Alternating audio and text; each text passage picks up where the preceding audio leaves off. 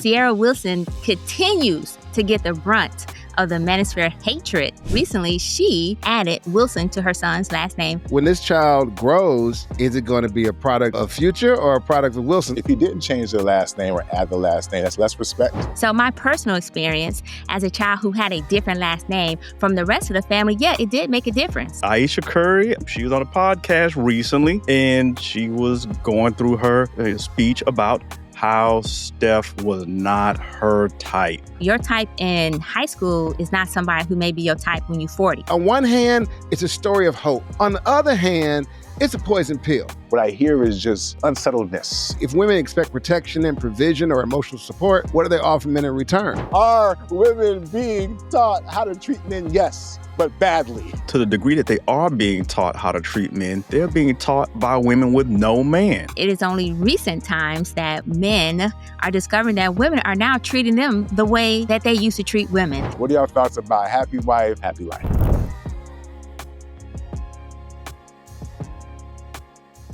Welcome to yet another episode of the BLC Pod.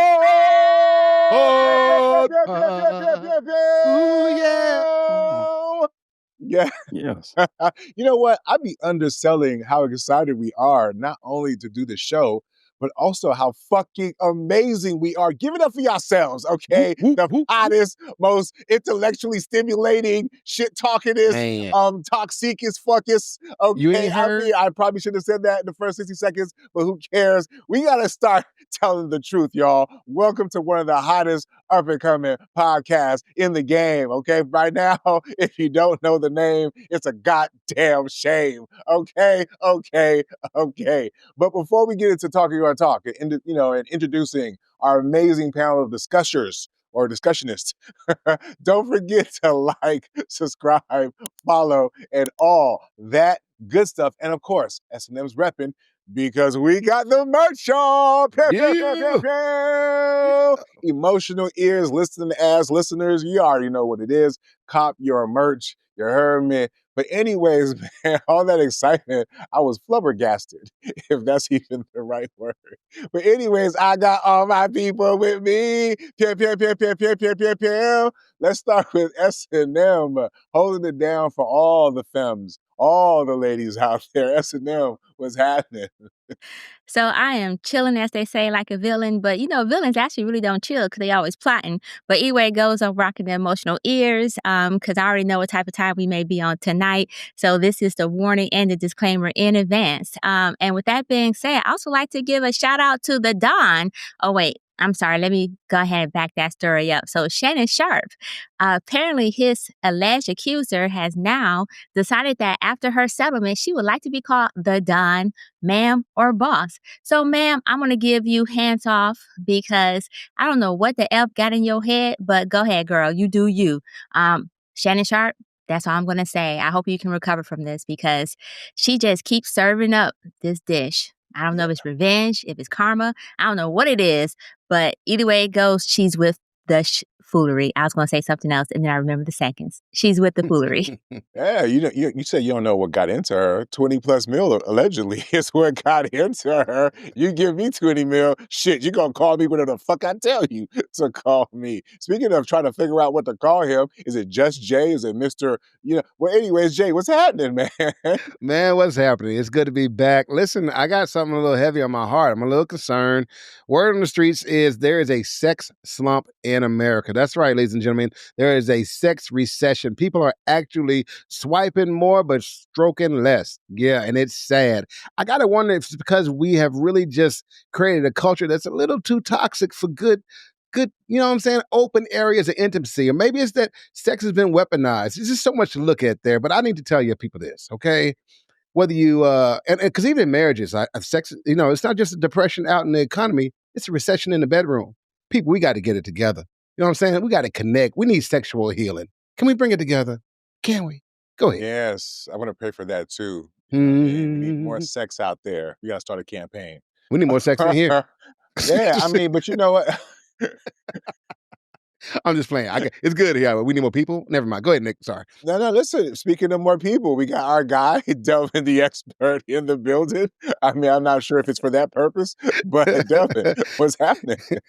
Man, listen, I'm back for another week for the purpose of being a part of the pod, which I'm honored. And you know what? I had something heavy on my heart, too. I was doing the math. I said, you know what? We're going to stop cheating, us guys. We're going to start living righteous. The ladies are right. So I started crunching the numbers as I do, ran the calculations. And as it turns out, there are more women in the world than men.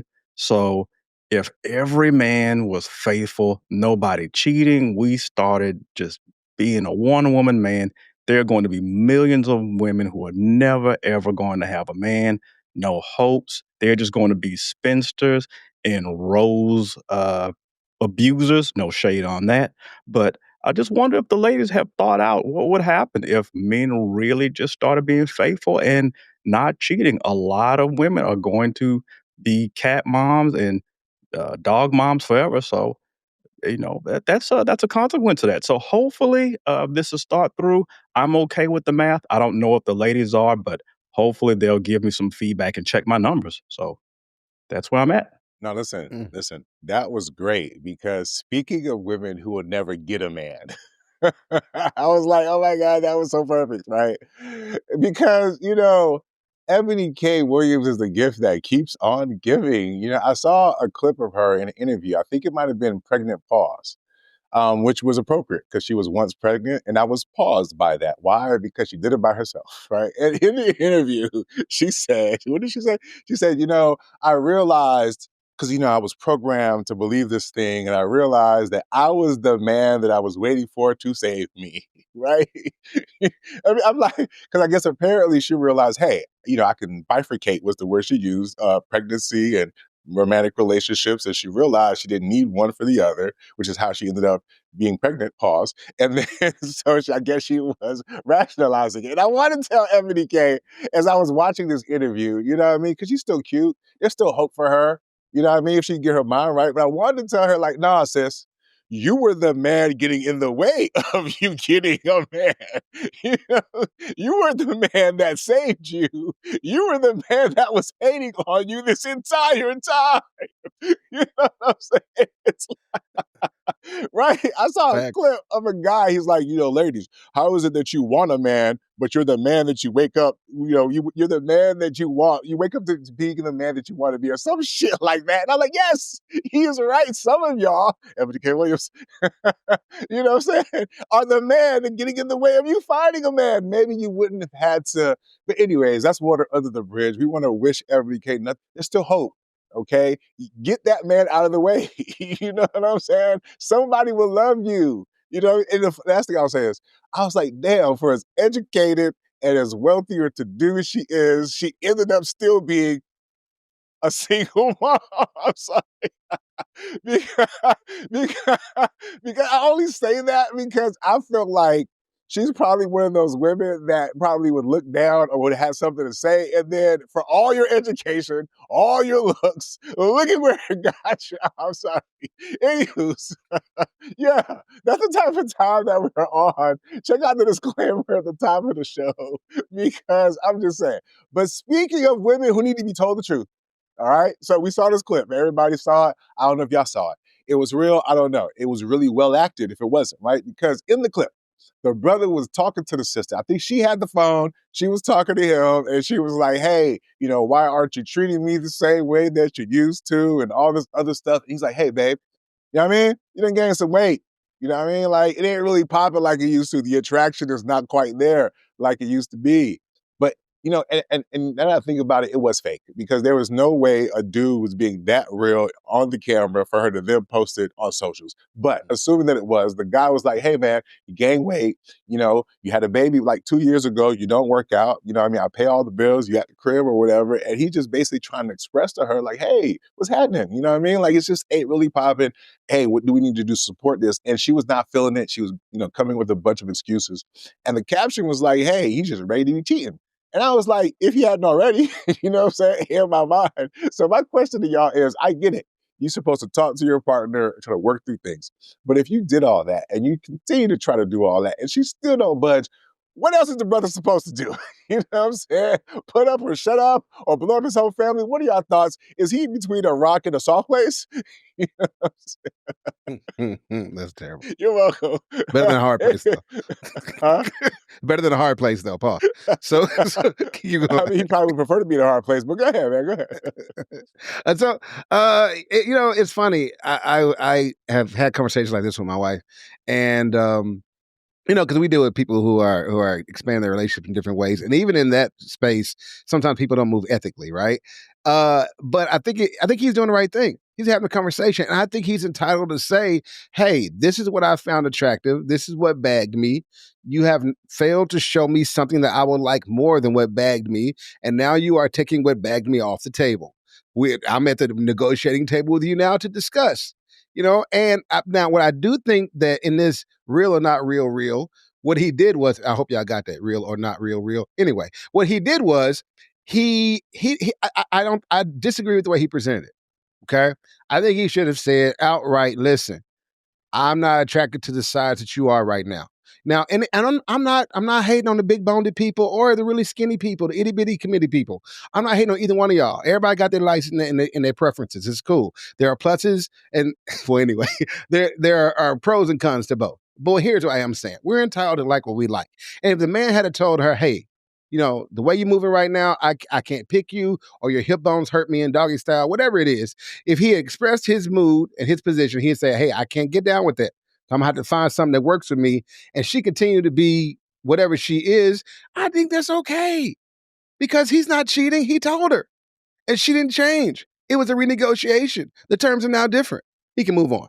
I know people won't agree, but I'm just saying. Yeah, so let me go ahead and just jump in here with my I don't agree per se. So I'm going to go with the broader perspective first. So first of all, women body changes, point blank period, is about hormones, pregnancy, stress, health conditions. Anything can cause a woman to gain weight. Matter of fact, some people just look at food and gain weight. That's just how it is sometimes.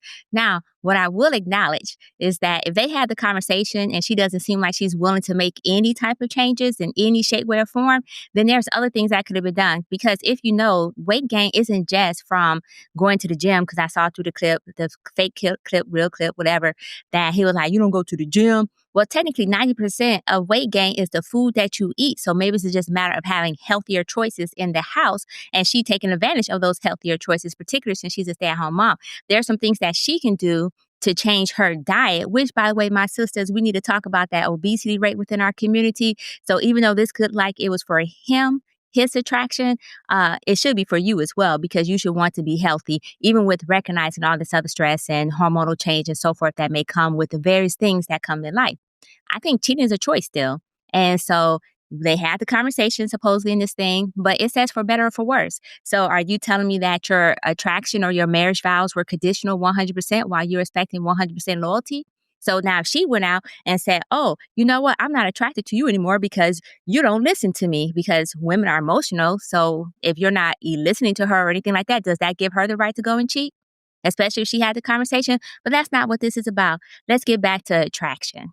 At the end of the day, I feel like in his particular case, if he constantly expressed this and she's not willing to recognize that for her own personal health benefit, this is something that she should be doing for herself. And at the same time, recognizing that, hey, I do need to do something to keep my marriage strong, then there's a problem there. So then she needs to do some self-reflection and not just rely on the fact that she had this baby 2 years ago, unless there's other medical conditions that she may be suffering from that cause her to keep this weight on. Other than that, I'm going to always say cheating is a choice.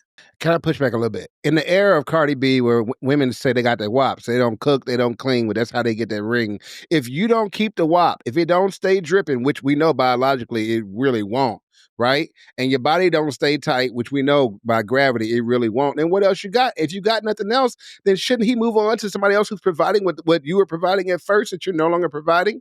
I'm just saying. So are you saying that when she get older, as women age, does that mean she gets put out to the pasture too in the marriage then? Because as we know, as you stated, gravity does cause some droppage.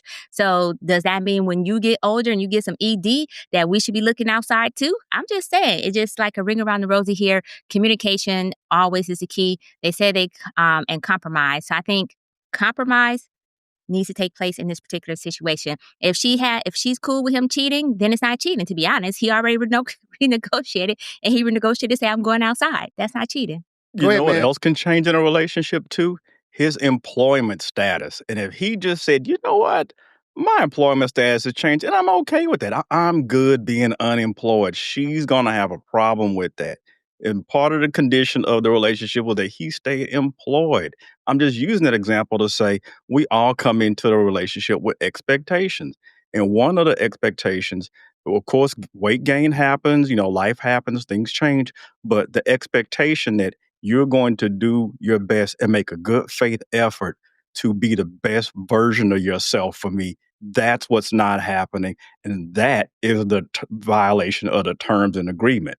Like, are you at least making an effort? It could be diet, exercise, an environmental change, whatever. But the point is, you're not making a good faith effort. You're basically telling that man, F you, you just get the body I get because what are you going to do? You have no recourse. You're kind of holding the guy hostage and leaving him with a gummy worm. And I think that's not cool. And if it were the other way around, women would have an issue with it, and they should. And that's my take. Yes. You know what, Delvin? Thank you, right? Because I was listening to the other two people. Well, no, Jay made some sense too, but not really. And S&M certainly didn't make any sense. You know what I mean? But I mean, she already prefaced it by emotional ears, I'm a woman, blah, blah, blah. So, I mean, what are we to expect? There's that But listening piece. There we go. I mean, listen, I'm just recounting what you did. I'm being held to account. You said, oh, listen to ears, emotional ears. So I'm like, okay, you're right. Because what you said made absolutely very little sense. And let me tell you why. It made sense for womenese. And let me tell you why. Because Delvin's absolutely right. Right? Like, I think what's not stressed enough is the violation that has happened multiple times. It's like, I think women need to hear this.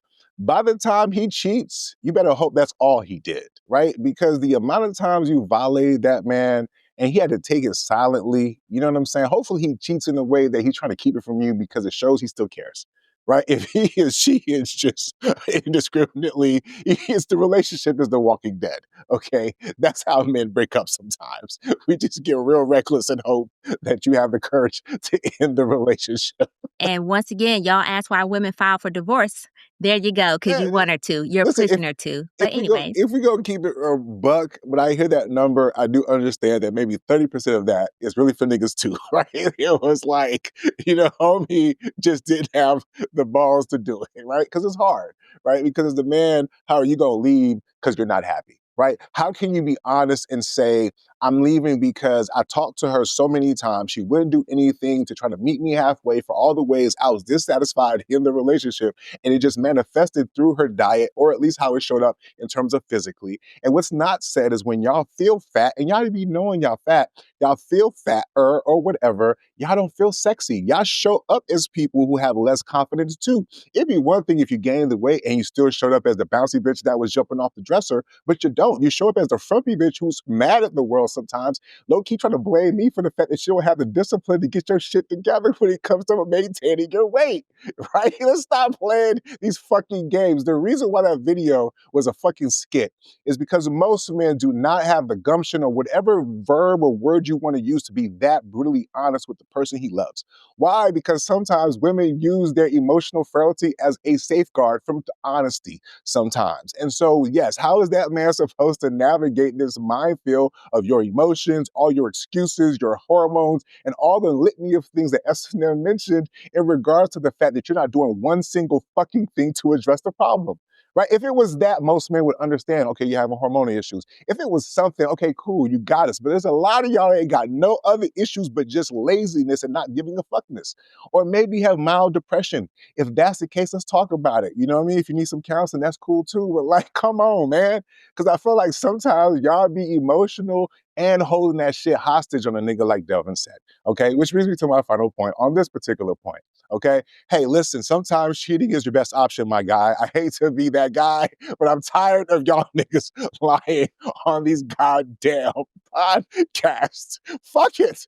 Okay? I'm gonna tell you why. Okay? Because that man could be at his wit's end. Jay talk about, oh, you could just leave, you could. No, he can't.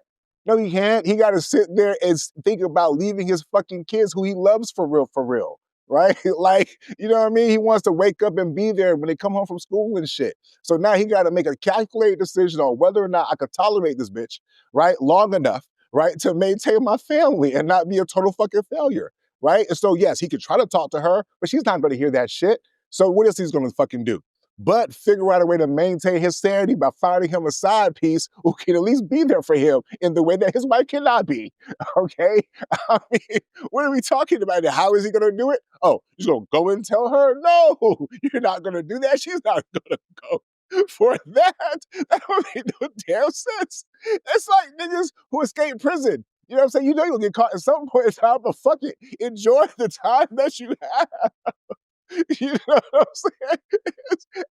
because at this point, think about it, your kids, depending on how long you got till 18, that's your prison sentence right there, right? So hopefully you can just cheat responsibly and not put your family in danger through diseases or having other children, right? Just be smart about it. But if you can maintain that, you can maintain your sanity and you might be able to maintain your family. Okay, I'm not saying I condone this, but what I'm tired of is people not acting like it doesn't make logical sense sometimes. You know what I'm saying? It does. Because if you get to keep your family and you get to stay home with your kids and maintain your relationship, and what you gotta do is find a chick who's cool with that you can get your fuck on every now and then. I mean, come on. I mean, what's your other options? Leave? Or suffer silently. I mean, come on, man. So we appreciate that truth that you putting out here in the, what I'm going to call it, Ethernet for now. So thank you for that. I'm sorry. One last thing. I'm sorry. One last thing. And here's the key. If you communicate like that brother did, and she still don't do anything, the chances of you recovering from a cheat is much higher. You know why? Because you can always point back to the fact that you told her ass that you were not happy, that you were not satisfied. Yes, it might be rough, okay? And yes, you got to hold your ground. Yes, you're sorry, but damn, bitch, this is what you led me to. How many times I told you, right? It's a very delicate balance, but the chances of you surviving that cheat is much higher if you communicate your displeasure, no matter how subtly, along the way, okay? Because in her mind, she's going to realize, damn, I did this to him, right? And she might forgive you. But go ahead. I said, I'm sorry. We telling the truth today. I'm sorry. Yeah, so I actually will co-sign on that last piece, that because you had that conversation with her, she is more likely than not will forgive you for it, because low-key she will blame herself simply because you had the conversation. So I will co-sign on that. But you know who lacks discipline as well as not keeping it together with the family? That would be Future. However, for some reason, Ciara Wilson continues to get the brunt of the manosphere hatred no matter what she does. So recently she basically added Wilson, not changed, but added Wilson to her son's last name with Future. What does it mean for stepfathers in general in regards to Ciara adding Wilson to the last name? And let's be honest, what does it mean for that child? I know that was 3 questions, but it really, what does it mean for this family is what I'm getting at. And should people be up, as particularly men, should they be up in an uproar about this addition to Future's legacy last name? Look, I ain't gonna hold you, man. To me, it's an issue of nature versus nurture. Okay, and I'll put it to you like this: Future gave the DNA. Russell is giving the identity. He's raising the child. He's giving the child his thought processes, his wisdom, his paradigm, his worldview. Right. He's also caring for, nurturing, and doing all these other things for the child. And I think that deserves some credit. Because when this child grows, is it going to be a product of Future or a product of Wilson, or better still, more likely, a product of both? I feel like people should, and I don't say it's a lot, but you should give Ciara some grace, man. Back up off of her. Okay, she guilty of a lot of reasons you can clown her if you want to clown her, but this ain't one. This is not one. This is her showing respect to the man who is actually putting in the time and the work to make sure her son is a fine, upstanding Black man. So hats off to the whole family and the Future, man. Look, it's better when we cooperate and collaborate. And what you're doing right now is just noise, bro. Just get on the team, man. You still on the jersey? It's just hyphenated. Go ahead. Is it hyphenated? Is the jersey hyphenated? No, you just added it as a I was about to go look. No, it's hyphenated. They said she just added it. Yeah, she's added it. Yeah. Yeah. Okay, wow, that's crazy. Yeah, you know what? It's like Jay said, I mean, it's really a mix of two. I'm kind of split minds about it because he is doing the raising. He's actually pouring into him on a daily basis. And I mean, Future's got a lot of other legacies. I mean, if this was his only son, maybe like, okay, fine, we've got to maintain the Future legacy. But he's got a lot of legacy. He's got legacy to spare. So I think Russell being willing to do it, Future signing off on it. I mean, he has to sign off on it, as far as I know. I mean, somebody can correct me on the legalities of it. But I think this is a good way to kind of honor both of those men who are, pouring into this son in his own way. And if he ever does play ball, he's definitely going to have a long jersey name. So I'm eager to see how that plays out. The fact that Future signs off on it means nothing to me. I hear y'all, right? And I don't know if he did. It means nothing, right? Because, sometimes, baby moms can hold certain things hostage, and the least you can do is sign this piece of paper, right? Because you're never there, not in the way that all that other shit that some women do to justify whatever their hearts desire. I guess I'm kind of curious because my thought process is like, so if he didn't change the last name or add the last name, that's less respect. Adding the last name had to be the next level of let's show this nigga respect because he's doing this. Oh my bad. Right? I'm hearing y'all talk like for the reasons why this should be okay. Like I'm trying to think even within my own family, right? I call people by their first names. I mean, we all have the same last name, but I can't remember the last time unless we're taking pictures or, hey, we're being introduced as a group. You know what I'm saying? Most of us are, because people would say like, let's just change the last name because we'll all be together. We'll be Wilsons together. But no, nigga, no, it's not necessary. You know what I'm saying? It's not necessary. So to me, if it wasn't like adoption, for example, cool. Adoption sounds cool. I mean, does that include the last name? Was that optional, right? So like, can you adopt a nigga and legally feel like, hey, I'm your dad in that way because I've been raising you, but hey, keep the nigga last name because that's your biological father. And in case at some point in time when you have kids, you're going to pass down that legacy and name, that's cool. I don't know. You know what I'm saying? So if it's not necessary, right, it falls into the category of doing too much, which is why red pill niggas be having issues with Ciara, right? It's like, you know what I'm saying? It's like the hood rat chick who lucked up on a square and then just want to imagine that she was that, and she was never really that, is what I'm saying, right? It's like, you a Stepford wife now? Is that what you're doing? But every now and then you bring out the moves, and we remember Cece from back in the day, right? I think that's why niggas be having a problem. When she was on Jim Jones' interview talking about, I think you should get married, like, who the fuck are you? You know what I'm saying? Like, you didn't have a life. The reason why you're doing this is because you had a child with another nigga before you met Mr. Wonderful, okay? So you was already living. And on top of that, for as much as y'all want to talk about Future, bitch, you was with him. What does that say about you and your vagina and your choices and your discernment?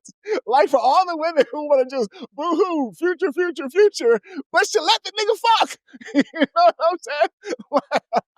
I mean, if he was a crackhead, all of us would be like, oh, damn, girl, you let that crackhead hit? Well, for all of y'all who feel some type of way about Future, that's how I'm looking at y'all. Like, okay, she let a crackhead hit if I listen to y'all. So anyways, in conclusion, okay, if it's not necessary, I'm trying to understand the need to do too much. You know what I'm saying? Like, you can still show love and respect without changing shit. You know what I mean? You can still take the family photos. You know what I mean? Like, who's going to really be checking for the name credits? For real, for real. So I believe because she has this narrative already about her, and there's already this narrative about Future, this is in the file of you're doing too much. You know what I'm saying? So I just feel like, you know what I mean? Like, you can change, you can add to the last name, but you can't add to the DNA though, can you? No, you can't That's do that right. though, huh? So exactly. You got you there. That is not a solace thing, Jay. That's the point that I'm trying to make. What the fuck you think you're doing by adding to the last name? Did he get married? You know? He joined a new family. My wife, See, did they have okay. a ceremony? Look, do you name the Get a car after the ring? person who designed it or the You see person how who weird brands it that and puts it on the lot? sounds? But go ahead, man. Yeah, so let me go ahead and join in this conversation in this way. So first of all, I want to answer a couple of things. One, no one considered the child. It could have been a possibility where that child felt like he was left out because his last name was something different and because his father, by all accords, by all of his baby mamas were deadbeat. And while we're saying she laid with Future, at one point, I believe they were even engaged. So she was in a committed relationship with Future when she laid with him. Y'all acting like she was just a scallywag on the streets. She was with him in a committed relationship. And y'all keep talking about her past, but that's bullshit. Everybody got a past. And y'all don't even got a whole litany of people who she don't have sex with. Y'all have like 4 or 5 people, and next thing you know, well, you got to multiply that by 3. But it don't matter because, first of all, y'all ain't fucking her. So for y'all to be so upset about who she doing and what she doing, and she 10 years deep with Russell. 10 years. What about his other 6 other baby mamas? I don't hear none of these dusty ass effers. I was going to say something else, but then I had to realize that I can't be like that on this fine channel. But anyways, Man, talk to him. none of them, none of them You gonna let him talk to is you got like that? any, You gonna let got SNM any talk to you like that? shade. Get out of the comment section. But go ahead. Don't even got shade for the rest of the baby mamas, you know what I'm saying? Or for Future himself. And I think it's because they look at him and say, oh, wait, that could be me. Matter of fact, that is me. Matter of fact, maybe they mad their stepdaddy or their mama didn't have a daddy in their life, and that's why they projecting on her because she did get somebody who's willing to play stepdaddy. But that's besides the point. Let me talk from personal experience. So my personal experience as a child who had a different last name from the rest of the family, yeah, it did make a difference. Because every time I look up, it's like, oh, she's not an XYZ. Like, oh, she must have had a different father. Oh, she's not XYZ. Even though I had the same father, I just had a different last name. I know you're probably wondering how did that work, but it was a whole bunch of BS within that because I was the only girl, some other stuff. But anyways, with that being said, so it does make a difference. So I grew up and my brother grew up with different last names. And even at family reunions, it's still like, oh, that's his daughter. Oh, I didn't know he had a daughter because my last name is different. So I personally think that this is kudos to her because no one's taking consideration what that child may have felt like growing a house full of Wilsons and he's the only one who don't got Wilson attached to his name, especially considering that his father don't show up for him by all of course. Now, if his father was showing up for him, kudos to him, but that's not the case. And for those men in the larger scheme, the broader scheme of things who say, oh, she's trying to erase his legacy. What legacy? He, like y'all point out, he already got the DNA. So the DNA is going to be passed. And if he don't want to be replaced, then don't be irreplaceable or try to be irreplaceable. Either way it go, be present in that child's life and you wouldn't have this issue in the first place. Okay, so I'm going to call Cap real quick on a couple of quick things before we move on because that's not your father, though. Like, are we trying to just change reality and the factual nature of things? Okay, you're not a Wilson.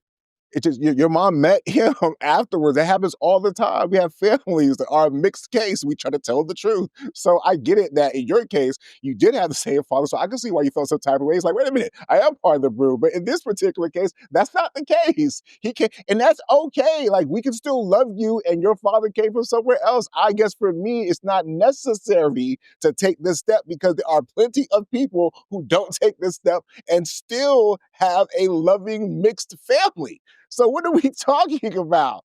He's a father. He's a father because he's put in the time, right? A father is you. If I go to a sperm bank and make a deposit, does that mean every deposit I made needs to bear my last name? Of course not. Why? Because I'm not raising the child, right? If I write a song, that's great, but you know whose name is on the album? The producer, right? And the Everybody's person on who the sang album, it. bro. Man, Everybody gets credit. You don't have to replace anybody necessarily. But nobody gets the money like the producer. Anyway, okay, it's a bad analogy. It's a bad but my point here is, for instance, in my own personal story, okay, I've spent the last 4 years, okay, raising a little girl who calls me dad, and she is not related to me at all. She is my oldest stepdaughter's daughter, but I have raised her from junk. So I'm her dad. She has seen her father. I don't know what she called that dude. She might call him dad too. You changed her last name? You changed her last name? No, I'm not going to change her last name. Okay, then what are we talking about? But I could, and I would be well within my rights because she's a product of what I did. She's my product. Well within your rights, Jay, but why aren't you then? I mean, I'm not petty. Okay, come on. Whatever it is, come on, man. What are we talking about with these little heartstrings that trying to pull? I'm saying the man deserves he deserves his laurels. You wouldn't do it. I don't need them. But if Russ exactly, but he deserves it. You know what I'm saying?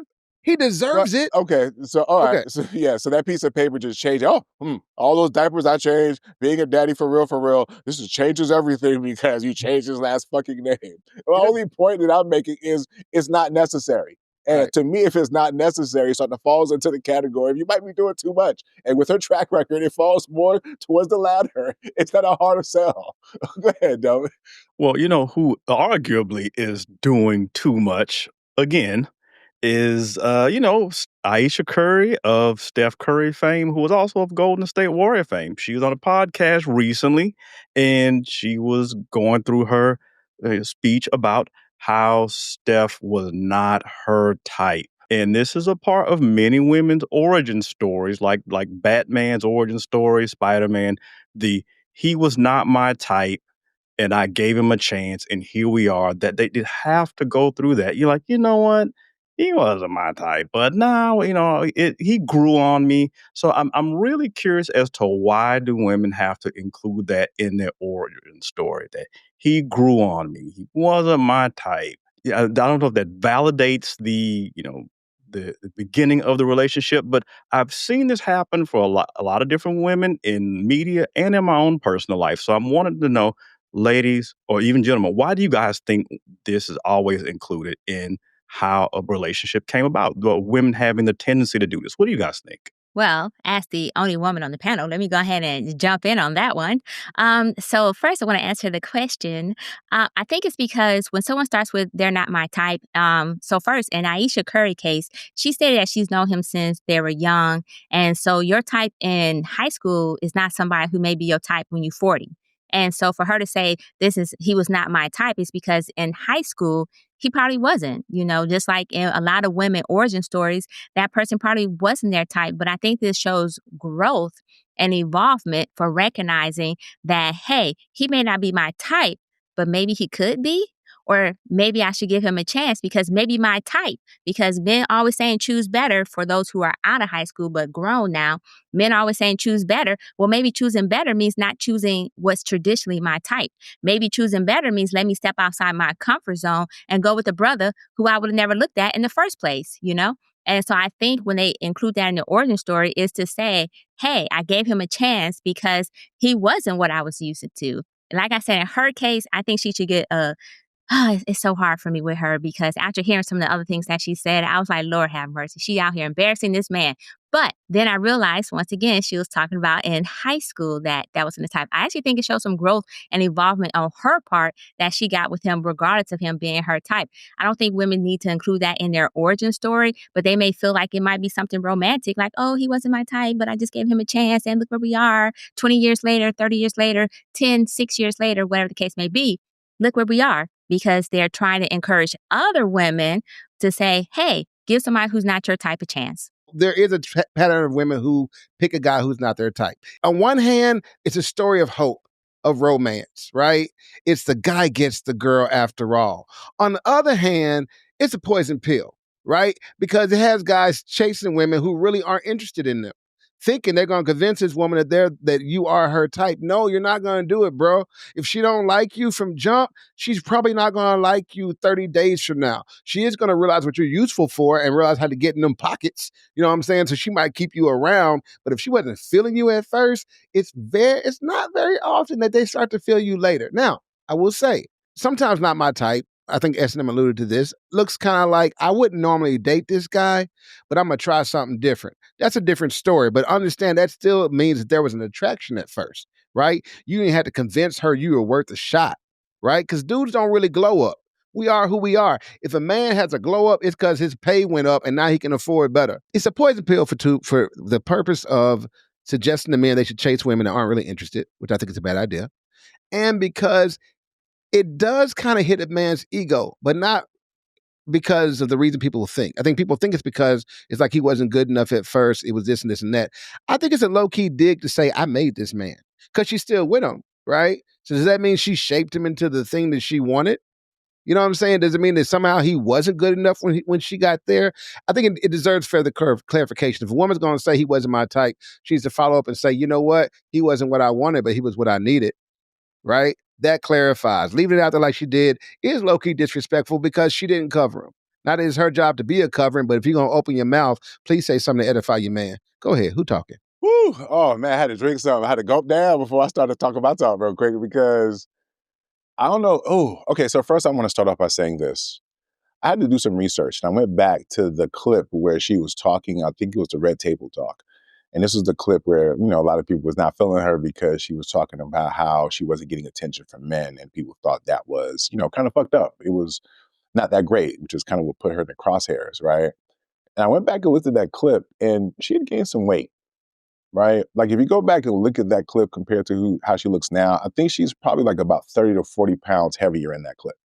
The reason why I bring that up is because I do understand, like maybe in that moment she was having some insecurities. She might have been saying, hey, I don't feel attractive. My guy, he's been that guy or whatever. But me over here, you know what? I'm just mom. I'm just me. I'm just fat. And so I gave her grace. I did that for this story going back to do some research. And I was like, oh, wait a minute. And I noticed that. And I was like, wow.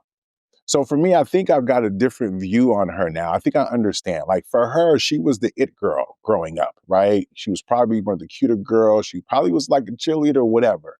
And so in her station, she probably thought she was going to take over the world, right? And she probably looked at Steph like Steph probably deserved to be looked at the time. Yeah, he played basketball, but there's nothing that was really swaggy about Steph for real, for real. When he came out to the league, it was like, yo, Steph, you could be a good shooter, whatever, whatever. But people didn't really see this for Steph, if we're going to be honest, right? Like he'd be a pretty decent NBA player, maybe his brother, but they didn't see this. So in the lens from her perspective, I think she even mentioned he thought that he was going to be a high school coach, right? Like what's the chances of that still happening, right? But maybe for him, he went to Davidson, which wasn't like the biggest school in the world. So it wasn't like the path was paved for him to become one of the greatest shooters of all time and the icon that he's become, how he's revolutionized the game. So I think for her, it's reasonable that she saw herself as being that it girl. And at some point in time, it shifted.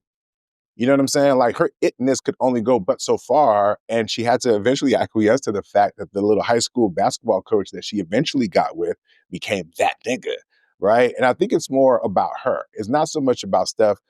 It does feel a little competitive-y a little bit. It feels a little jealousy a little bit. I get that or whatever. But I think oftentimes women find themselves in these relationships, especially with men who can be just so iconic, right? And be in the shadow of that. And it's difficult for them to reconcile that with what they consider the sacrifices that they made in order to be with that man and for that man to be who he is now too, right? Because part of the reason why we love Steph, at least for me, is he's married, got a beautiful wife and kids, right? But the wife and kids has to be the wife holds that down. And maybe for her, what I hear is just unsettledness in regards to where she feels like she is for herself. It doesn't mean she's left him. It doesn't mean she loves him any less.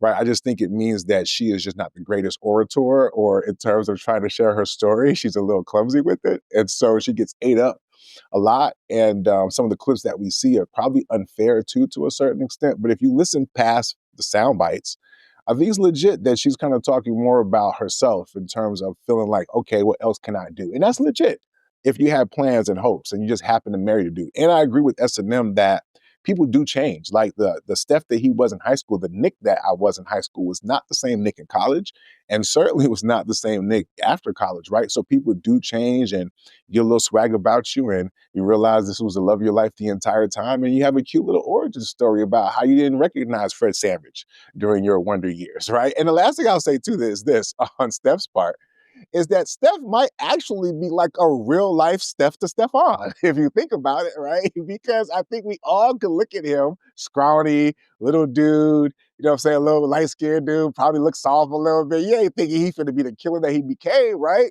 But at some point in time, that boy became Stephon, right? And even Laura recognized what time it was. She wasn't feeling Steven when he was Kellen, but she was down with the Urkel, and it's possible that this was like a real life Steven and Stephon and Laura story.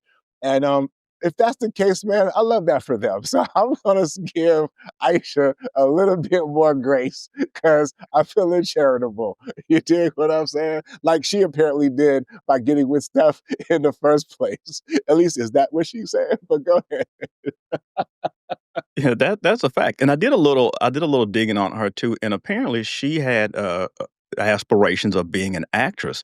So once I read that, I was like, okay, now a lot of this is making a little more sense. She had dreams, she went off to Hollywood, didn't work out, but Steph blew up and he became kind of the main character in their relationship. So that can probably do a little something to you, especially if you had dreams of really being a public figure, being famous and being noteworthy, because main reason we know who she is because of him. She does have a legit origin story and a glow up. And I think going from high school to now and still being with the same man is awesome. And it's a beautiful thing.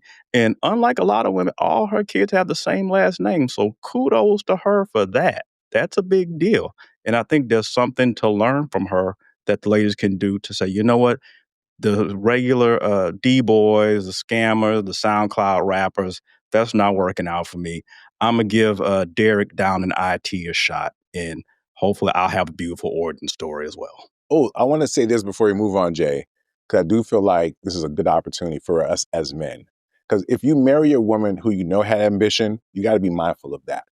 Right? If you married a woman who had skills and talents and maybe she decided to put those to the side, you got to be at least mindful of that. If she's, put them aside and held you down, you got to be mindful at some point in time, maybe you should nurture her expression in some way, because I just kind of feel like that's maybe emotionally intelligent of us to recognize that she did that, because people are going to people. And if you don't do it constructively, if you're not actively engaged in it, it may show up in a way that maybe you're not a fan of. So I just think if you're a guy and you know that woman held you down, just be mindful of that and try to nurture, maybe if it's like a habit or something, side business, something, okay? Because those type of women, it's been 20 plus years and she still got that thing in her. You know what I'm saying? So hopefully she still got that thing in her, Steph, to handle your business, my brother. But anyways, go ahead, Jay. Yeah, no, I think you make a good point. I think, if you can be the star player on your team, right? You can be the franchise player on your team, but you still got to run some plays for your wife. You know what I mean? You still got to get her some looks at the basket, some easy points there. You know what I mean? Some playing time. Because, there's a thought out there that says that a lot of women don't know how to be wives. And I think he's got a good one, right? And the question is, where do women learn that? How are they taught that? What are the rules for being a wife? Is there any kind of training? I mean, are women being taught to that the relationship is more take than give, right? Are they taught to demand more than they deliver, right? We see that, she's playing her role, but what about the other relationships out there, the more common ones, the ones that aren't superstars, right? If women expect protection and provision or emotional support, what do they offer men in return, right? Besides their presence. So those are kind of some of the questions. The other thing I wanted to put forward is, and let me give you a little more context. So I'm watching this video, and these guys are talking, and they're like, "Yo, man, I don't think women even know how to be wives, and then, they just don't even know." And the other guys they do know how to be a wife. A wife just takes. She get in your pocket. That they get the bag, and when he broke, you move on. I've heard similar things from women who were not on podcasts, by the way. So that thought process is out there. So I'm going to ask you: do women confuse treating a man well and with just sex and affection, while ignoring like the man's need for like respect, peace, partnership, the things that make him more of a man and more capable of fulfilling his purpose? Do you think that, succinctly, women are being taught somewhere, somehow, how to treat a man or how to be wives? Whew, I'm glad you brought it back. I'm like, what question is this? And listen, I know. Okay, since I'm like, what? But listen. A 7-part question. Yeah, because listen, I think we should probably slow it down a little bit, okay? Because the wives thing might be a bit of a stretch. Let's just start with, are women being taught how to treat men? Right. I personally, when we talked about this question, I was thinking about it in the context of when we think of chivalry, for example, right? Innately, I wouldn't say innately, maybe programmatically, men are kind of taught the idea, whether we practice it or not, of chivalry, right? These are things that men should do for women, right? We have women in our lives. These are things that we should look out for women. We should cover them. We should protect them. And so I feel like society certainly, bare minimum, put these ideas out there in terms of how men should treat women. right? Even through music, we have R&B, which we kind of jokingly talked about, maybe the simp R&B, where it's like, I want to love you forever, I want to give you the world, I want to do everything from you.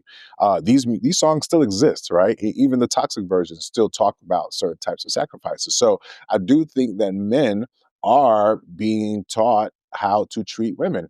And sometimes even negatively, if we're going to be honest, right? Hey, if I'm this kind of guy, maybe I can do this kind of thing, right? So even in the toxic ways, I think, yes, men are being taught how to treat women. But the truth is, I was talking to my wife, the last time I remember a song, for example, pop culture, was I Cater to You, which was a song about how a woman was going to cater to her man, all the things that she would do to satisfy and please her man. And I remember thinking to myself, what's the most recent version of that? Is there a most recent version of that? I also remember thinking how many women were out there proudly celebrating that fact. And then I started thinking about how we almost live in a culture where for a woman to be subservient is looked down upon by even other women, regardless of whether or not she's married. Pick me, or even if a woman talks about, girl, if you should do this for your man, there are women out there who look down on that because they feel like, why should I do this? And why should I do that? So when you talk about the conversation of whether or not women are being taught how to treat a man, I think there's even a credible conversation about whether or not women are being taught how to mistreat men, right? How to mistrust men or distrust, whatever the proper word is. It's like, for real, because the treatment part, like, where are we hearing it from? Like, where in culture and society are we hearing about, hey, ladies, this is how you should treat a man? Shit, when Sha'Carri was knocking her homeboy or her boyfriend upside the head, that was a tough conversation to tell a bitch you shouldn't put your hands on a nigga just because you're a woman doesn't mean you should. Like, even that, right? We're there, right? Because it's already known men should not do that, of course, right? But for her to even be able to move publicly, for that to be allowed, for her to still continue to exist, to not be canceled after we watch that girl put that man in danger and put her hands on. So when we talk about whether or not women are being taught how to, come on, man. If it wasn't such a good question just for us to have a good conversation, it wouldn't even be a serious one. You know what I'm saying? Because I am bereft of looking at really good examples of how society, through music, through culture, right? Outside of the expectations for us to be wallets, providers, protectors, or to serve women, right? And even then, society's not even teaching y'all how to get that done gracefully. You know what I'm saying? Because it turns into entitlement, right? And then it turns into outsized expectations. And then it turns into dating down or whatever the fuck y'all on these days. So yeah, I'm sorry. You know what I'm saying? Are women being taught how to treat men? Yes, but badly. You know what I'm saying? How to mistreat men, how to use men, how to objectify men. You know, that's what they're being treated. If we're asking, are they being taught how to treat men well, lovingly, with consideration? You know what I mean? Ah! I'm gonna have to say probably not. Oh, oh. But I'll say this to close, that some of y'all managed to do it anyway. God bless you.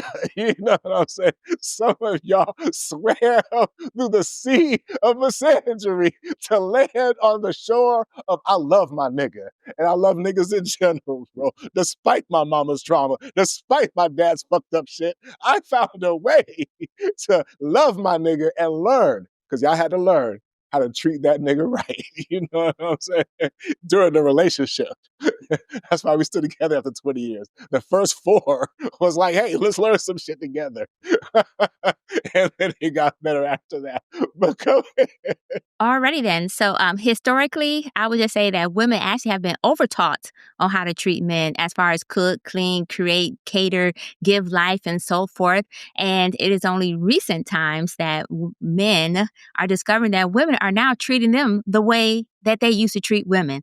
That's what's happening. What we're discovering is that we are a mirror reflection. And so therefore, treating you guys as objects, objectifying you, only running your pockets is just a reflection of some of the objectification that we've suffered. I say we when I'm married for 26 years. So I'm speaking broadly and for the women out there, some women, because not all.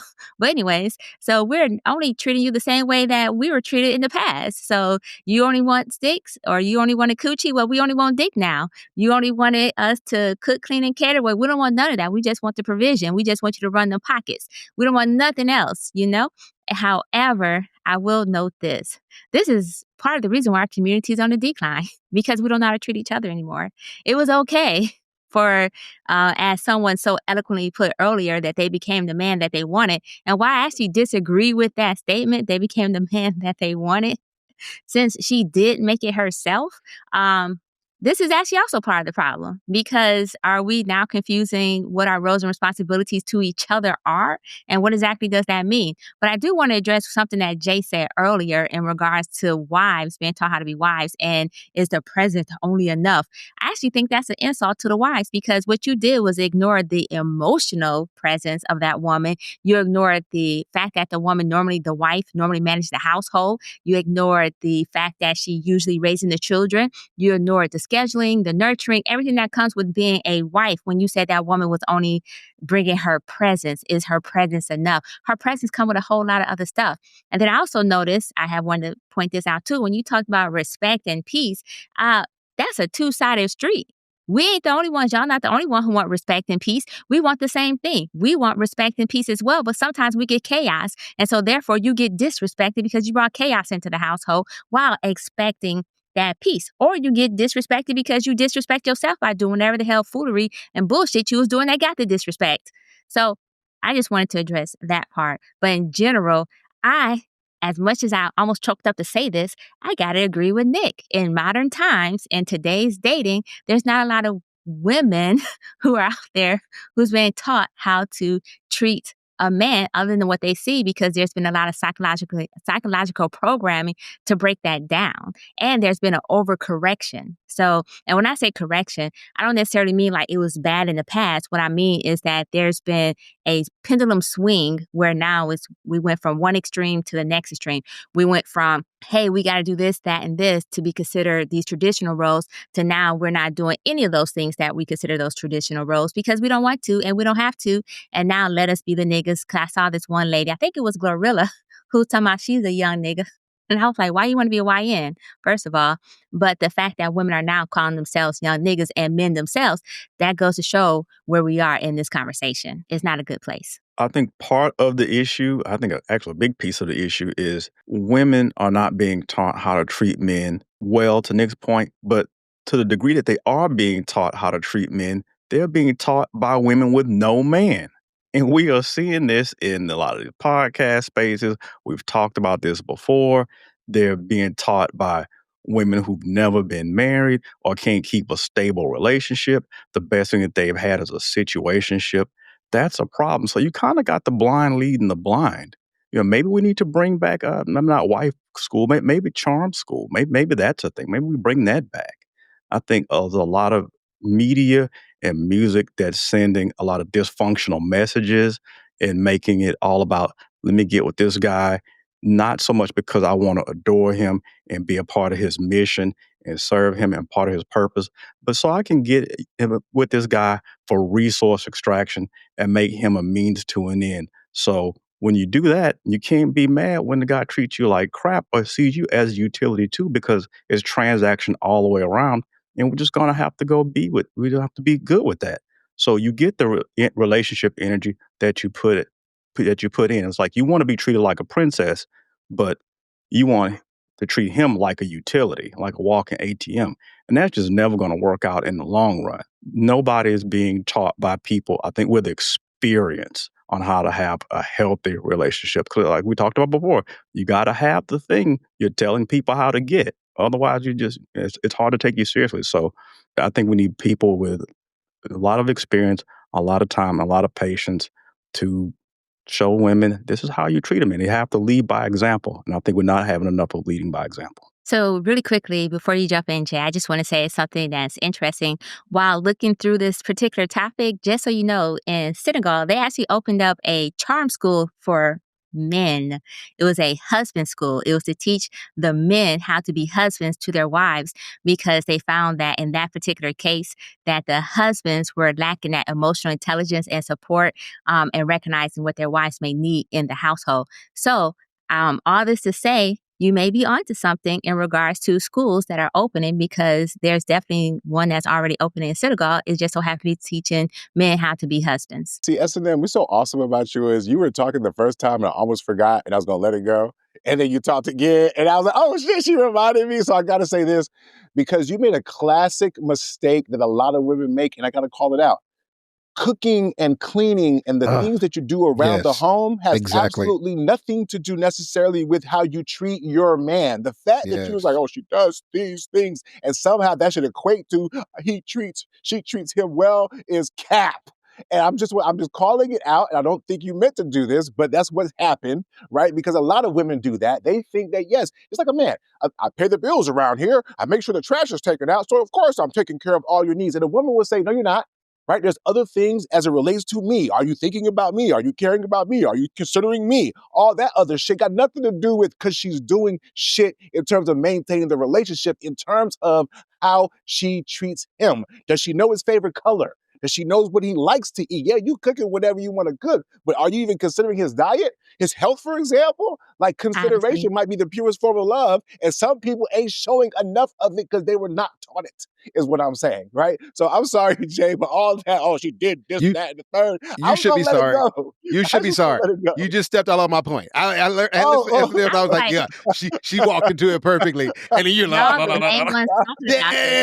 when we talk about this in the manosphere space, in the red pill space, these are the things that they identify as far as being taken care of, which is why those were used as part of those talking points. That's not true. But I do recognize the emotional intelligence piece as far as the respect and so forth.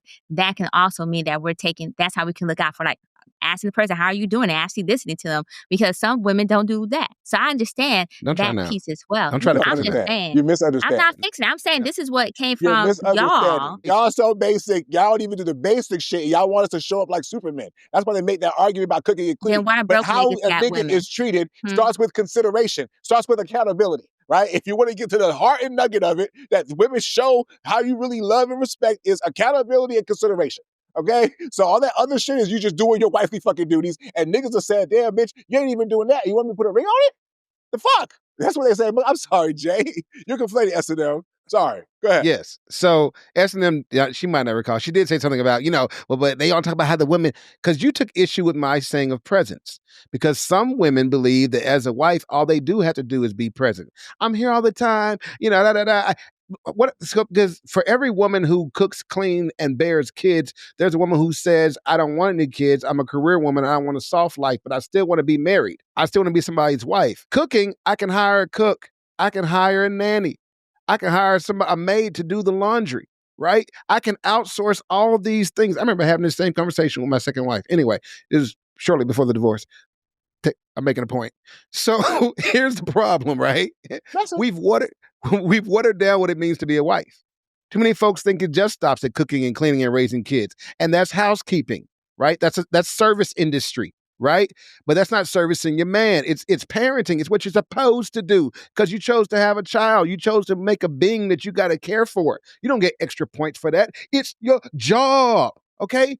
So but it's not full picture wifing, because you can be a wife even if you have no children, right? So raising the children cannot be the quintessential thing that defines a wife. Being a wife is about holistic support. And I don't mean just clapping when your man wins, because everybody can do that because all you see is your bag coming. I mean pouring into him when he's empty.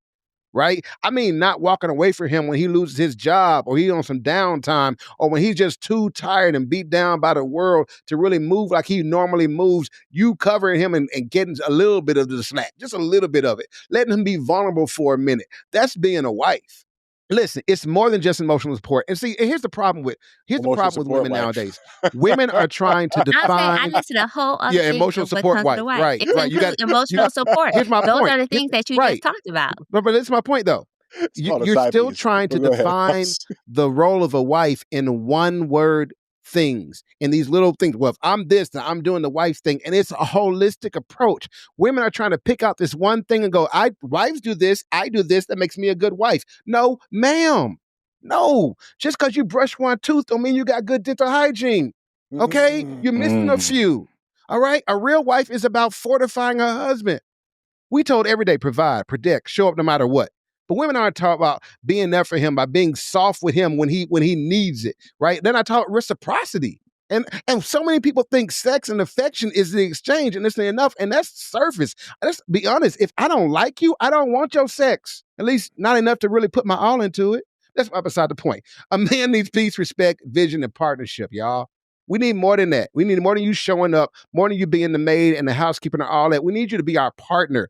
The truth is, a wife is the one who helps to build a man into the best version of himself that the world cannot break. Why? Because she has his back. That's why the old saying was a helpmeet in the Bible, or not a roommate, not a buddy, right? So until we get back to teaching that part, because there's been a lot of miseducation. That's what I'm hearing from everybody. There's been a lot of miseducation, and Lauryn Hill ain't the only one, right? Until we get back to teaching that part, marriage is going to keep looking like situationships dressed up with rings. I mean, listen, if y'all good, right? Because I was going to transition into happy wife, happy life, right? Which was the final topic of tonight's conversation.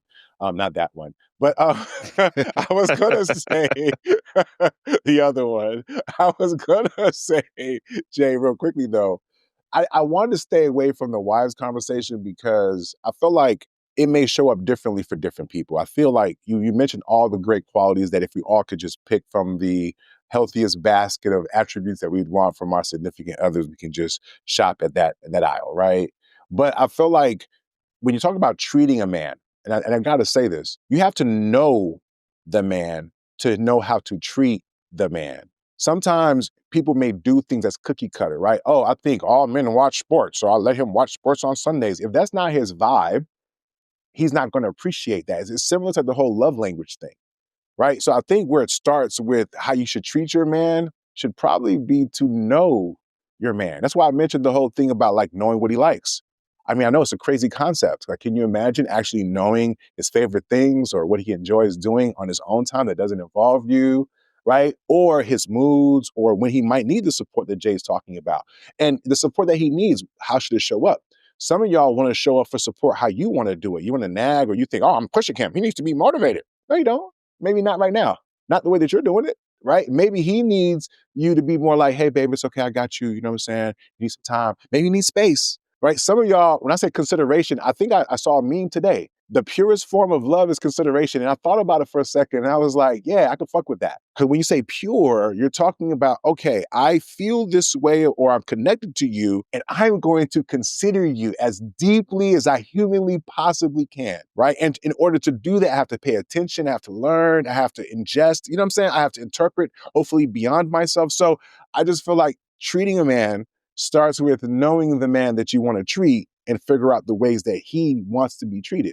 Not just the way that you think a man should be treated, because I think both men and women make this mistake that, hey, I'm going to love you or treat you the way I think you should be treated with disregard for how that person actually wants to be treated. And so that's why I think the whole love language thing is fire, because I think it frames it in such a way that people can try to identify the buckets of areas that they love or how it shows up. But I just think too many people are doing it their way while claiming they love, mean consider the other person without considering how that other person wants to be loved. So I just want to say that. But that's a perfect segue to me, because we talk about happy wife, happy life. Now, the way it's supposed is that a man as a husband who typically might say these things that he considers his wife, because he recognizes, you know, if you believe in this phrase, that, hey, if she's happy, life is going to be happy, which would mean that he would have to consider her, right? Because you need to know what's going to make her happy.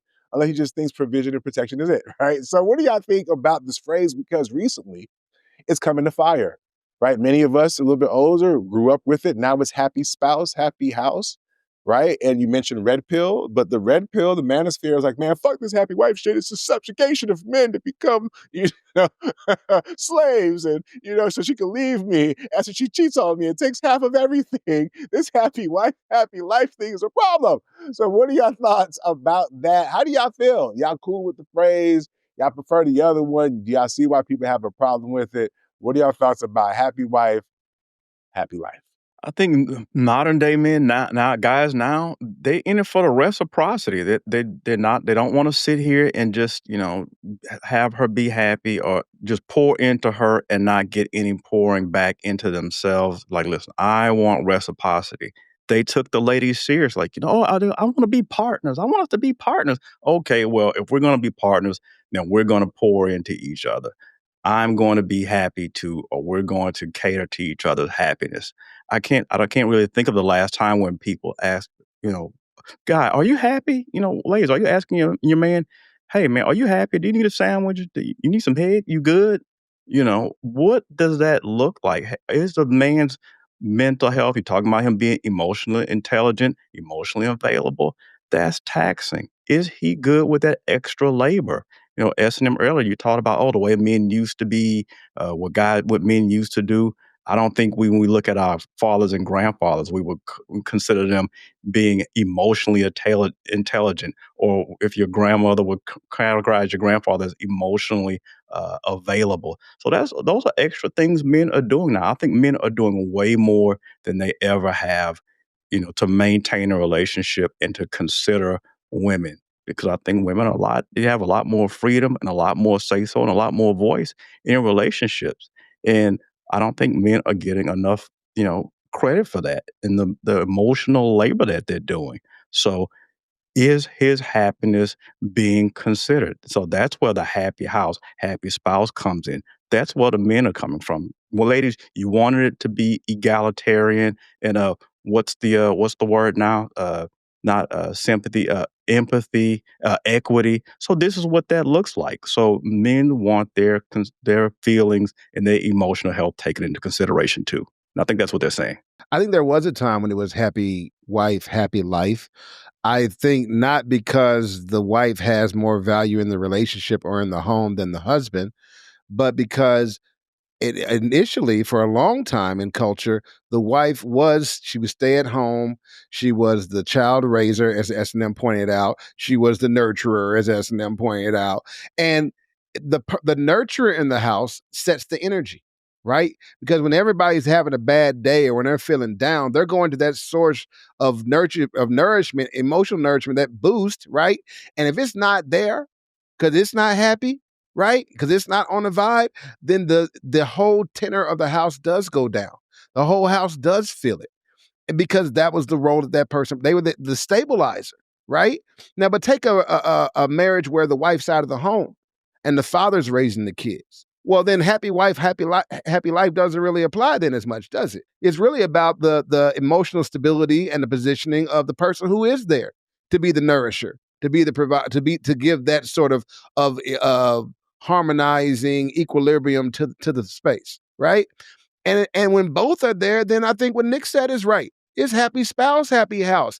I think there's no one person upon whom the entire joy of the house should rest, because everybody in the house has value, man. But I will say this: whoever in the house everybody looks to make them feel better, you better make that person good. Otherwise, when you're down, they won't be there. So whoever that person is in the house, that's where I would say. I think that men are speaking up more because men are playing different roles now. As I was pointing out, as I was alluding to before, we are playing different roles. And so we are saying, look, my happiness is important because, like, as Delvin was saying, I am doing more. I'm not just bringing in the paycheck, right? I'm having these emotional talks like, you know what I'm saying? I can't name all the black fathers on TV because they've been vilified. Okay, but you get the idea. Okay, you get the idea. So it's happy spouse, happy house, man. Just share the love. You're all valuable. You're all important. Women, y'all stop being selfish, man. Stop. We love you all. You don't have to carve out a space and make a bunch of rules for us to love y'all. When a man loves you, he gonna be soft to you off GP because he can't even help it. He gonna be soft to you when he doesn't want to be. He's gonna try to make you happy even when it's making him mad. Okay? So we don't need a rule for that. What we do need is a rule that says reciprocity. I make you happy. Pass some of that back. Okay? It's supposed to be an engine. It's supposed to be a system that refuels, right? It's kind of stuck on y'all's side. And that's what the conversation is really about, right? Let some of the blessings come back. Go ahead. What y'all got to say? Yeah. So first of all, I just want to point out that women didn't start this goddamn phrase. So for y'all to put the blame, particularly Jay, on the Are you women sure? saying, no, we did not start this phrase. As a matter of fact, it's because historically men held the power and the women were the ones who set the climate in the household because that's what their responsibilities were as the nurturer. So you were correct in regards to that, because when women are neglected, then the entire household, of course, feels it because she's neglected. And so that's where it is. But I really want folks to stop blaming women for every goddamn thing. Happy life, happy wife, happy life. That was a woman who made that. No, we didn't. And as a matter of fact, the reason why it came about also was because men were told they had to be silent. Men were told they had to be stoic. Men were told they had to suck it up because those were the roles that y'all was assigned in this whole traditional gender type stuff. And so with that being said, if you were silent and you weren't voicing how you felt, that also contributed to why the woman emotions controlled the house as well, because men were not voicing it because they just basically had to stifle their unhappiness, which is a problem, which is why I do support happy spouse, happy house, because I do believe we should pour into each other. I do believe that it's a two-way street, because if my husband's not happy, then the house actually does suffer because he does speak on his unhappiness. Just like if I'm not happy, then the house will suffer because I will speak on this happiness. But one thing I also would like to point out is that to me, happy is a temporary state. So when we talk about happiness, that's a temporary state and a temporary moment. And so happy spouse, happy house has to go past just that happy part, because there's also contentment. Are you content in the household? Is everything working accordingly because you're balanced and you're pouring in each other? Are you being each other peace? Are we considering each other's feelings? Are we being considerate? Are we collaborating? Are we cooperating with each other? That's what all goes in there. So to me, even happy spouse, while I agree with a happy house, is temporary, because we should be striving for contentment. We should be striving for peace. And so I just want to acknowledge, though, that women didn't make this shit up. That was something that men said, that men came to be. And we, of course, co-signed. We were like, yeah, you're right. Yes, yes. Let's get this happy wife, happy life. But we also recognize if we're going to ask you guys to be emotionally intelligent, and we're asking you to bring other aspects into the household, then we also have to reflect that change as well and pour back into it. We can't just ask you guys to say and change and we don't do anything. There needs to be an adjustment as well. So yeah, happy house, happy spouse. I don't believe with happy wife, happy life, but I understand where it came from, and I understood why it was rooted in the wife happiness, because she did at that time control the climate in the household. So I'm so glad that you guys went first on this one, because y'all took this seriously, right? And it really sets the table for me, because I'm going to be very unserious, but serious at the same time, right? Because it's very rare you get one of these type of semantic-y conversations, at least for me, right? Where I get a chance to expose the semantic nature of a thing, right? So that's fun for me. But it's 4 words, right? So it's happy wife, happy life. There's no ellipses afterwards, Is it a full sentence? It's 4 words, right? And then yo, this is crazy. You gotta be happy spouse, happy house. And I get it because you want it to rhyme, but is your life bigger than a house? I would think so, right? Because I have a house and a mortgage, right? But my life is far bigger. So if we're gonna play the semantic-y game and say, oh, happy spouse, happy house, well, if the happy spouse only equals the happy house, and there's a much bigger life out there, maybe I want the life part more than the house part. Right? Right? 'Cause you see how we're playing these games, right? SNM even went deep. Right? The word happy, right? Okay. So so that's what this is, right?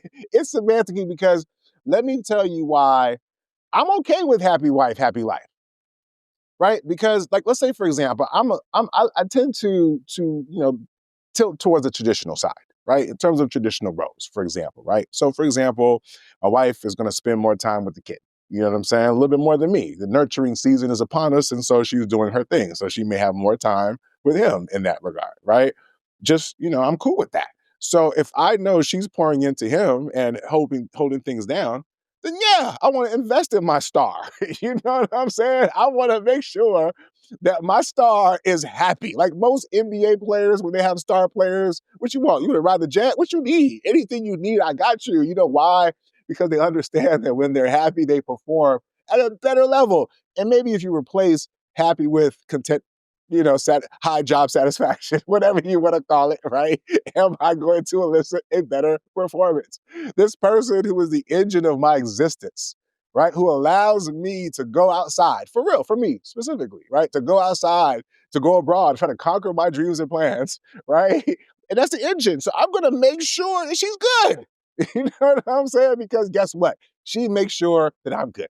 I recognize that by me making sure she's good, she automatically, it's magical how it works out, right? Like I pour into her, she pours into me. Now, if I have to say, well, happy, who cares? You know what I'm saying? Like, if I'm the leader, if I'm the one who asked her to marry me, if I'm the one who proposed this coming together in this union, okay, cool. Part of leadership is encouraging your people, making sure that the environment is fire. You know what I mean? That they want to show up to work every day. I feel like as guys, sometimes we forget that. And then we expect women and people to show up a certain type of way. No, not with them specifically, right? It's not like we don't know how they work. You know what I'm saying? And it's not like it take a lot. After, you know what I'm saying? A compliment here, a dinner here, a date there, just being thoughtful. You know what I'm saying? So I hear y'all because I feel like dudes are making the larger point. And for the larger point, I agree, because we talked about how women are not being taught how to treat a man and all this other kind of stuff. So I do get the larger conversation. I just think if you're a dude who feels like you're him a little bit, and you have good discernment, and you have, a vision for your life, and you have, maybe traditional leanings, then I think it's still, this phrase still applies, right? It still applies. You know what I mean? Like, and lastly, as a servant leader, right? Like, and I mean dead ass, people who do enjoy service. There's some people out here who do enjoy serving people. Now, everybody ain't finna get the service, let's be clear, right? But the people that I chose to marry, to build with, to be friends with, to be family with, right? Like, I don't mind looking out for my people, taking care of my people and all that kind of stuff. So if you have a servant's heart, this question is like, okay. Because you want people to be good, right? Like, you want everybody to be straight. So it's just like, all right, what would I have to do to change it up? Now, would I settle for anything less than consideration? Absolutely not. Well, then maybe she wouldn't be my wife in the first place. Woo, that's a novel idea, isn't it? You know what I mean? It's a novel idea. You know what I mean? I just happen to pick a wife who energizes my life. And so it kind of makes sense for me, to happy life in. Okay? It's not that big of a fucking deal. Because for even some of y'all who might be like, happy spouse, happy, I don't think y'all are happy as we all be here in terms of our dynamic. I just don't. I'd be willing to put money on it. You know what I'm saying? Low key, we broke traditional too. Go figure. You know what I mean? But I hear y'all. It is important for men to speak up. That's what's happening, y'all. Men are speaking up. We're saying we want more. What they're saying, they want more. Well, you know what? I can use some more consideration too, fuck it. But we're saying we want more consideration. Right? At the end of the day. So regardless of what you call it, it's about how you show up that makes the difference at the end of the day. I don't give a fuck what you call it. You know what I'm saying? And sometimes you gotta play the mind games. You ever notice, like, dudes like, yo, man, I'll keep my coverage. You know what I'm saying? Like, it's just certain things that make sense to do because it don't cost you nothing and you can really gain a lot. But go ahead. We just couldn't find anything that rhymes with Mm. husband or man. You know what I mean? You know what I'm saying? Yeah, I think that was a vocabulary failure. I think it's a No, I vocabulary would say failure. It's a that. language No. breakdown. That's all. No, dead ass on happy spouse, happy house. I was not looking for happy husband, and then whatever rhyme with that, spouse. Yeah, We there gotta wasn't a find lot of something to words rhyme to with wrap. husband. Not a lot of words to rhyme. That's the only reason you got it. Go ahead though. It worked though. I mean, for the most part, happy spouse, It's okay, all right. good for y'all. It's all right. It was It's probably all the right. only one that was going to work. Yeah, it Before we was. go, any other suggestions? Happy. Yeah, exactly. Yeah. Yeah, it was We're just gonna take Happy another teen, rhyme with happy husband. thing. Okay, I'll keep working. Okay, happy man, the- happy plan. What? Yeah, happy man. That's Happy good. man, happy plan. Happy man, working plan. You know what I'm saying? Well, yeah, that can work. They work in a plan if they want you as a happy man, but then you get upset when they work in that plan because it may not be the plan that you wanted to work. Is that her How name? about silent girl, happy world? I'm just playing. Oh, I like that. How about, Silent wife, happy life. I was going to say, how about silence is golden, but duct tape is silver? Ooh, How about wife No, I'm on her just kidding. knees? Let me Yes, stop. ma'am, please. Disclaimer. Yeah, like that one? No, I like since we're that. What was rhyming. Wife Happy on your duck- knees? Yes, ma'am, please. Yes, ma'am. That's the next T-shirt. Wife on your knees. Wife on your knees. No, I saw a video where a lady was like, 4 ways for your man to show up. And one of them was like on her knees. I was like, Mm. That's a problem solver right there. But Let me listen, go on That's mute. being proactive. That is being proactive. You're that's taking absolutely things right. head on. You know what I'm saying? That's Pause. getting ahead of any arguments that can come up from the night. Although, hey, I'm leaving that alone. Hey, listen, guys, this has been a fantastic podcast episode. I feel like we kind of got back into our bags a little bit more. What are y'all thoughts, man, before we get up out of here? Let's start with, ladies first. Ladies first. Hey. Ooh. Uh, so what I would say is this. I think that, first of all, men need to stop tripping and give these women some credit when they experience growth and evolvement. They constantly say, choose better. And then when they do better, there seems to be an issue. And at the same time, even when they evolve in regards to their lifestyle and what they want and look for in a guy, that's another sign of growth and development. And on another note, I just like to say that women, we do need to pour back into our men because it is called consideration. And just think of it this way. The more you're considerate to them, the more likely that you'll get the consideration back. It's a two-way street. It's 100% reciprocal. So take the benefits of being considerate and knowing your man. That's all I'm going to say. Yes, well said, S&M. I appreciate that. Pam. Jay, man, what you got to say? How you gonna follow that up, bro? You know, I'm about to keep it short because she really laid it down. I'm going to say this. Happy wife, happy life is feminist folklore. Okay? The truth is, if you neglect your man's happiness long enough, okay, the house going to burn down because he ain't going to be watching it. He going to be off with some other chick who's doing it right and giving him respect he needs, treating him like a king. All right, go ahead, y'all. Yes. Thank you for that, Jay. Del, what's up, man? What's happening? Yeah, you know what? I gotta agree with SM on this one. To close it out, you know, whatever behavior we want to see more of, we gotta reward it. And I gotta shout out to Ciara taking a chance on Russell and Ayesha taking a chance with Steph and maybe stepping out of their comfort zones with their quote unquote type. Because we gotta be honest, fellas. A lot of times, some of these ladies are single because their type doesn't want them, and you gotta go where you celebrate it, ladies, not tolerate it. So step out of your comfort zone, be bold, take a chance on a guy that's not necessarily your type, and you might end up with the ring like Steph and Ayesha. Both of them. You know what's interesting, right? I've been having some challenges in my professional life. Like some of the people that I've employed, some of them were like doing too much. And then I tried to tell them they don't got to do too much. Like just show up and just do your job. And then conversely, some of them weren't doing enough. It's almost like people just have a tough job, like it's hard to just do your thing, like do your job. It's either doing too much or just not doing enough. And that's reminiscent of this conversation that we had, right? In some situations, you got some women like Ciara who's just doing too much, right? And then you got women who don't know how to treat their man, who aren't doing enough, right? And so I get it. Because like you would think, you know, it makes common sense. Oh, you should be able to kind of land in the sweet spot. No. Professionally or personally, seems like a lot of people are either doing too much or aren't doing enough and can't find a sweet spot. And I'm here to tell you, it's not that hard to find it. Sometimes all you got to do is just pay attention, I promise. The person might even tell you, hey, this is what I need you to do. Sometimes just do it. Don't overthink it. You know what I'm saying? They're trying to reverse engineer it. No, just do this one thing. That's it. And then stop, right? But some people can't do that. You'll be surprised how hard it is. When I'm sayand this, y'all like, nigga, shut the fuck up. No, some of y'all are in relationships where you're doing too much or you're not doing enough. And I hope you find the middle way. So with that being said, on behalf of SNM, Just Jay, Delvin the Expert, and your boy Nic Nice, a.k.a. Big Nick Energy, we'll see y'all next time. Don't forget to like, subscribe, follow, and all that good stuff. And of course, we got the merch, y'all. SNM got the merch too. That's right. We'll see y'all. We wouldn't want to be y'all on the comment sections because y'all are wildin'. I think that's about it. Anything else? Okay. All right. That's it. All right, guys. We'll see y'all later. Be easy. Peace.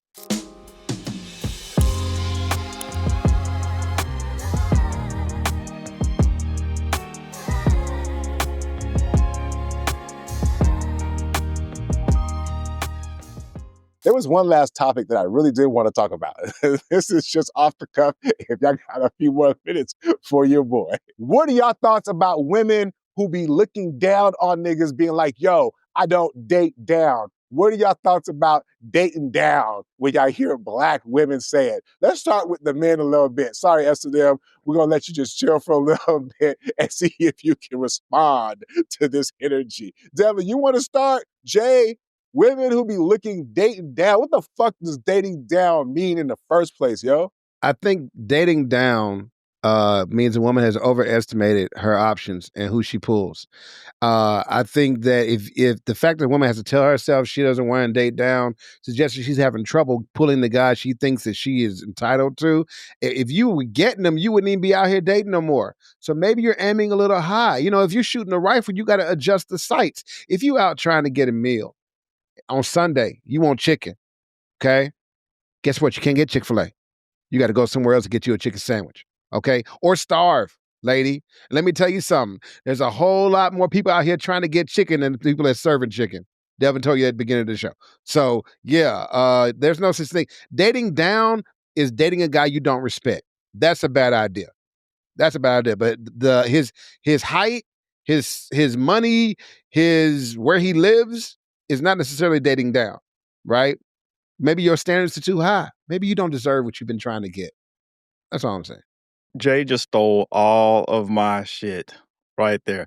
Yeah, I mean, it's what's in proximity to you. If it's not in your proximity, if you can't get it, you're not dating down. That's what you can get.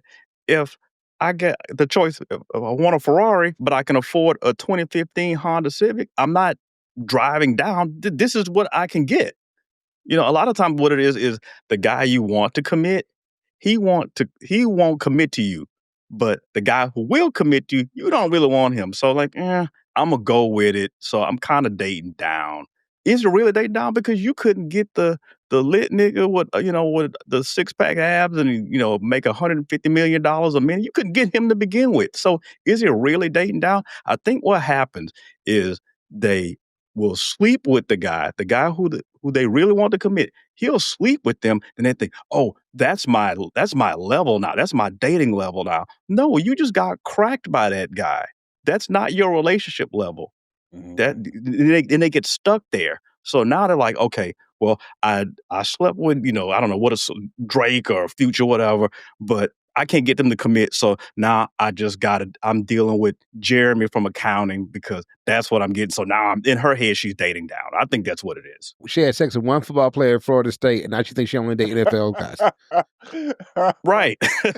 That's her standard now. That's her standard now. She caught one Hail Mary, and she thinks she just scoring touchdowns every time she's on the field. I got you. You want me to go S&M, or do you want to go? Let me let you go so I can say what I want to say, but go ahead. I'm going to let you have the last word. How about that for once? Is that cool? Yeah, go ahead. Go ahead. Overdrive? Okay, we'll do that a little something different. Let S&M have the last word. So it sounds like my fellas over here does not believe in the concept even. Like people just use it as a means or excuse for not being able to find that nigga, right? And I'm here to tell y'all are wrong. Y'all are wrong, right? Okay. And here's why it's fucked up. Because I agree with y'all and I disagree with y'all at the same time.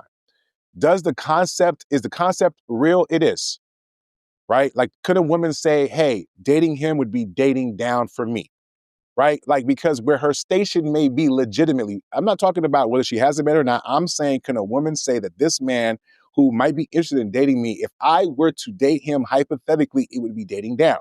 Now, it depends on from what perch she would say that. Now, if it's a single woman saying that, then I agree with y'all, right? Because like, damn, bitch, you ain't got nobody, right? But what if she's not?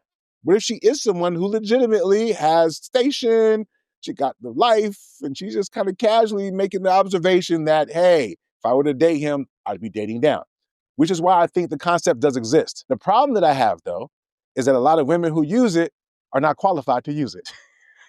Right?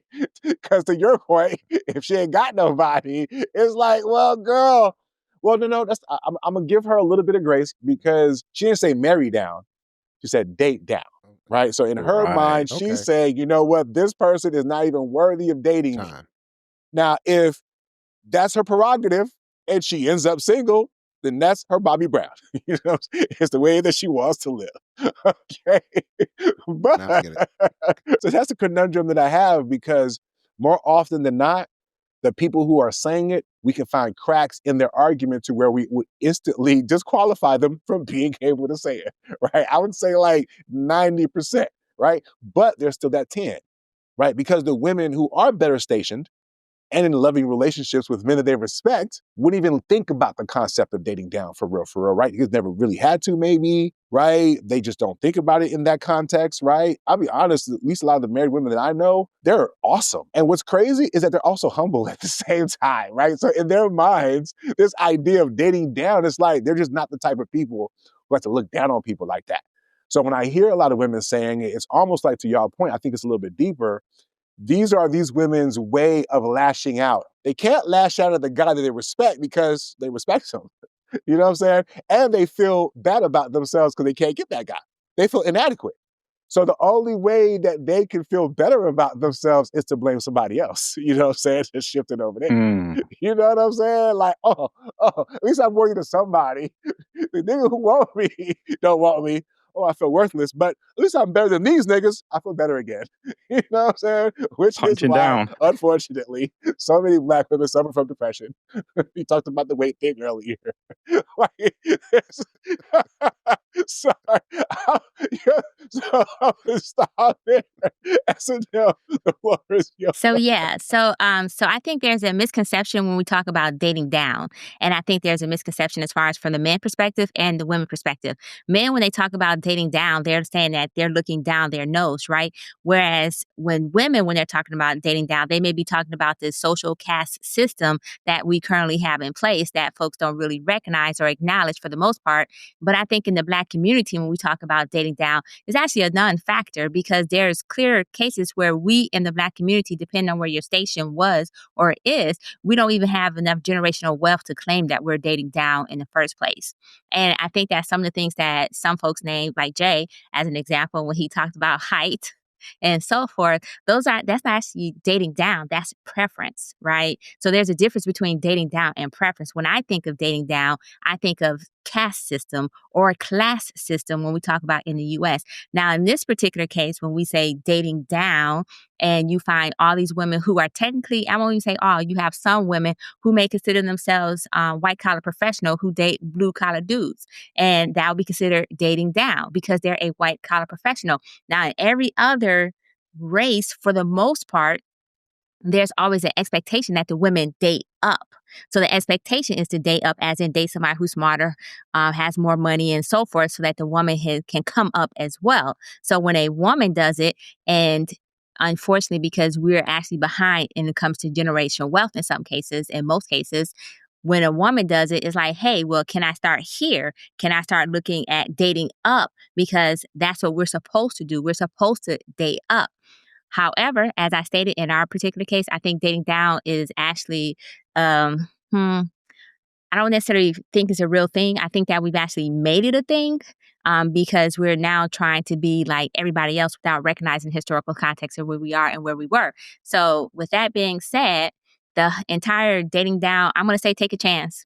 If you believe you're up here and this person is down here, and to be honest, why are we saying this person down here unless we're talking about social economics? Because that person could be up here when it comes to emotional intelligence and other things that they have to bring to the table, then you wouldn't be dating down because they're satisfying a requirement and a need that you have that you may not even was aware, but you knew you was missing in your life, which is why you're attracted to them in the first place. But if you walk around saying, oh, I dated down, then you must clearly be speaking about social economic class versus the other qualities that will cause you to find attraction in somebody else and make that person your person. If you're dating someone that requires you to lower your standard of living, then you probably are dating down. As a matter of fact, SNM, why don't you promote the book and sign us out? As you can see, there's Black Women Need Love Too, a book in the background. It's about relationships, self-love, and community. And as a matter of fact, it's kind of to start unpacking these harmful narratives and stereotypes that we've internalized to our detriment. That's from the angry Black woman, the bitter Black woman, and the strong, independent Black woman, which, by the way, is a stereotype that we've internalized to our detriment